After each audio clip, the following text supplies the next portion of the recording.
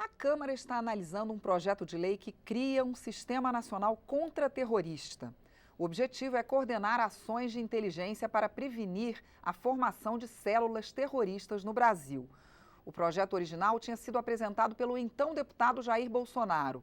O deputado Vitor Hugo, do PSL de Goiás, reapresentou a proposta, que tem causado reações favoráveis e contrárias.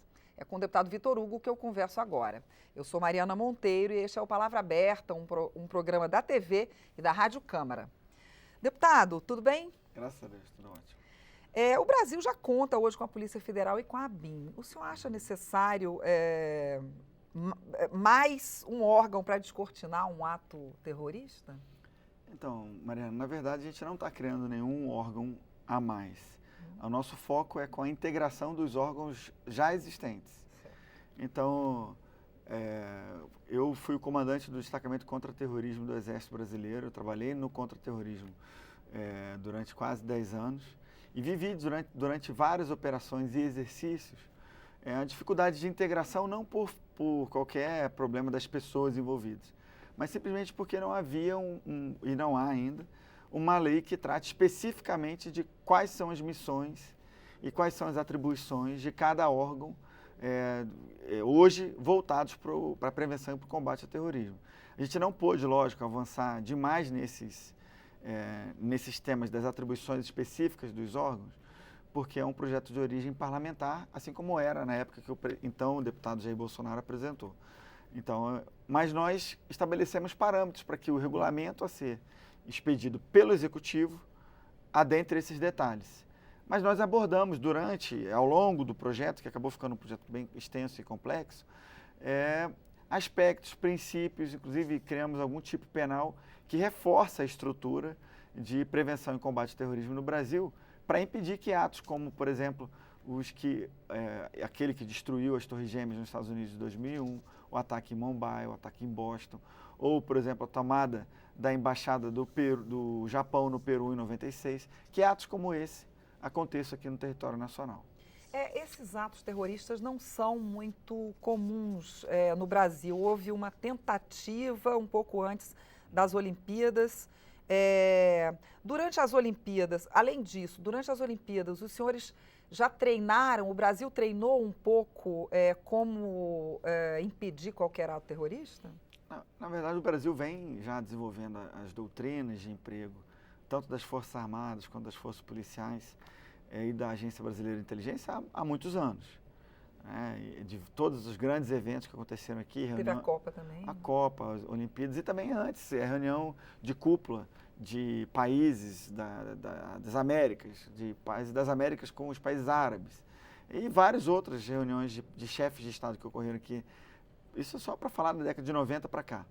O Brasil já tinha não um sistema de prevenção, mas uma certa aproximação entre os órgãos. Só que o problema, e é contra esse problema que o projeto de lei se volta, é que por não ter uma lei maior que discipline esse sistema, o que acontecia, e acontece ainda hoje, as autoridades administrativas na ponta da linha, os generais, os delegados, os oficiais de inteligência, estabelecem protocolos de atuação assinados por eles administrativamente, sem um amparo claro da lei. E isso pode ser, enquanto não acontecer um problema mais grave, as pessoas não começarem a morrer, ônibus começarem a ser incendiados com pessoas dentro, ou qualquer outro ataque terrorista que a gente possa imaginar, enquanto isso não ocorrer efetivamente, a gente vai viver essa falsa ilusão de que o Brasil não está exposto. Aí a gente pensa, até você mesmo falou, não, mas o Brasil a gente não está acostumado, já tem um tempo. Temos outros tipos de violência, mas esse até agora ainda não. Né? Então, mas imagina um ataque nas proporções das Torres Gêmeas, por exemplo. Morreram mais de 3 mil pessoas, era o símbolo da economia norte-americana, talvez até da economia mundial. E a gente vai precisar ter algo semelhante no território nacional para que aí sim a gente crie um sistema de prevenção e combate ao terrorismo? Ou a gente pode se antecipar a isso, inclusive pelo fato de que o nosso presidente, acertadamente, tem colocado o Brasil, inserido o Brasil com uma postura mais assertiva no plano internacional. Nós temos nos aproximado dos Estados Unidos, de Israel, houve uma sinalização do presidente norte-americano de uma maior aproximação nossa com a OTAN, fomos designados como... que terminou não indo à frente? Não, ainda está em curso. Nós estamos ainda nos aproximando. Não é algo que aconteça de uma hora para outra. Mas, inclusive, eu estive na sede da OTAN esse ano, já como deputado e líder do governo, conversei com a embaixadora dos Estados Unidos na OTAN e ela falou abertamente assim, que os Estados Unidos, reforçando aquilo que o presidente Trump tinha falado, que os Estados Unidos apoiariam uma aproximação, não como membro, porque o Tratado de Washington não permite que países que não pertençam à região geográfica, vamos dizer assim, do Atlântico Norte participem como membro, e nem sei se nesse momento seria o caso do Brasil participar por causa do princípio da defesa coletiva, né? Ou seja, Estado que seja membro da OTAN tem que ser, se houver um ataque a um deles, ele é como se fosse um ataque ao seu próprio território. Né? Tem que defender os outros países. Tem que defender os outros países, mas participar como o que eles chamam de partner across the globe, que é o que a Colômbia o Japão, a Austrália, haveria a possibilidade grande de interesse, inclusive, dos Estados Unidos, de que nós nos aproximemos. Agora imagina, cada vez mais próximo dos Estados Unidos, que sempre foram alvos. Israel da mesma forma. É uma decisão acertada, assim como outras aproximações, mas pode potencializar os riscos que nós temos de trazer para dentro do território nacional, não mais como palco, mas sim como alvos, né, um ataque terrorista. Já se sabe como funcionaria esse sistema nacional de contra-terrorismo? Sim, então, o projeto ele tenta disciplinar a questão da alocação de recursos para esse sistema, a instituição de uma autoridade nacional contra-terrorista, que seria assessorado por duas autoridades, uma autoridade militar contra-terrorista, uma autoridade policial contra-terrorista, a depender da natureza do ataque ou da iminência do ataque. Isso, iminência do ataque. Então seria uma coisa preventiva também, já funcionaria antes e durante. Antes e durante, exatamente. E depois, porque na verdade a gente disciplina aqui nesse projeto de lei as ações contra-terroristas, que podem ser preventivas ordinárias, essas que nós fazemos, o Estado brasileiro faz no dia a dia, controlando fronteiras, controlando o fluxo de capitais para prevenir o financiamento ao terrorismo, controlando os aeroportos, os portos. Então, isso são as atividades, ações contra-terroristas preventivas ordinárias. As extraordinárias seria quando nós já tivéssemos uma ameaça ou a iminência de um ataque.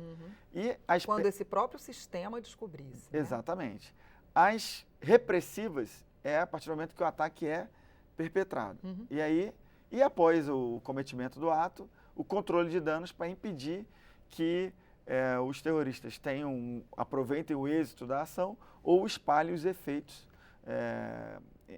que são, lógico, muito ruins para a população. Deputado, numa audiência pública recente, o deputado David Miranda, do PSOL do Rio, defendeu que se adie a votação do projeto para que os deputados entendam melhor o tema, conversem melhor sobre o tema. E ele lembrou o caso do ex-agente da CIA e da NSA, o Edward Snowden, né, que publicou dados vazados dessas agências onde ele trabalhou e tal, mostrando que o ato antiterrorista americano pode ter sido usado para perseguir cidadãos. Muitas pessoas tiveram seus e-mails lidos, inclusive a presidente, pelo mundo, nos Estados Unidos, lá se deu uma revolta e depois mudaram até a legislação e tudo. E aqui no Brasil até a presidente Dilma teve e-mails lidos, até deixou de ir. Isso foi durante o governo Obama até, né? O senhor acha que existe essa possibilidade com uma lei, no âmbito de uma lei antiterrorismo, dessa coisa de prevenir? Não, com o nosso projeto de lei, simplesmente impossível, não é esse o objetivo.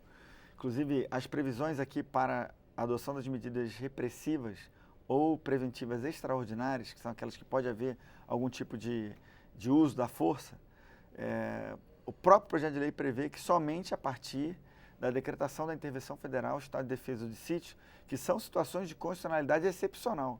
A própria Constituição prevê que determinados direitos podem vir a ser restritos ou restringidos a partir da instituição desses institutos que já existem na Constituição e que restringem completamente a atuação do Estado contra o cidadão e que, inclusive, permite o controle do parlamento.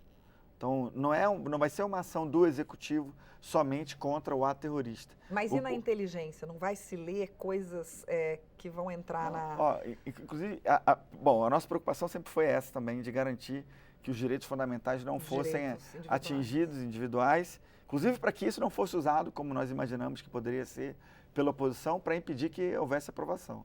Então, por exemplo, as medidas judiciais de interesse das unidades estratégicas contra-terroristas definidas no projeto de lei, vão ser requeridas ao Poder Judiciário através dos meios competentes. Então não existe nenhuma relativização de princípio fundamental ou direito fundamental ou individual a partir desse projeto de lei. Tudo passando pela Justiça. Sempre respeitando o princípio da reserva de jurisdição previsto na Constituição Federal.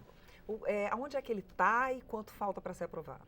Bom, ele já foi aprovado na Comissão de Segurança Pública e Combate ao Crime Organizado, já seguiu agora para a Comissão de Relações Exteriores e Defesa Nacional, existe já um parecer apresentado pela aprovação e nós já temos um requerimento de urgência assinado pelos líderes, com o número de assinaturas suficientes, para que esse requerimento seja votado em plenário e a urgência sendo aprovada, ele pode ir a plenário a qualquer momento. Então, eu já passei por vários partidos, apresentando em detalhes. Então já está quase no plenário. Bom, nós torcemos para que sim, e tem total abertura para conversar com a oposição, inclusive, para que qualquer dúvida em torno do projeto seja retirada. E eu tenho certeza que, por ser um projeto suprapartidário, porque nenhum deputado federal de nenhum partido quer, eu imagino, que nós percamos vidas de brasileiros a partir da ocorrência de um atentado terrorista no nosso território. Então, nós torcemos para que, diante dessa abertura e dessa compreensão, que eu tenho certeza nós atingiremos em algum momento, que a maioria dos partidos, inclusive de esquerda, votem conosco.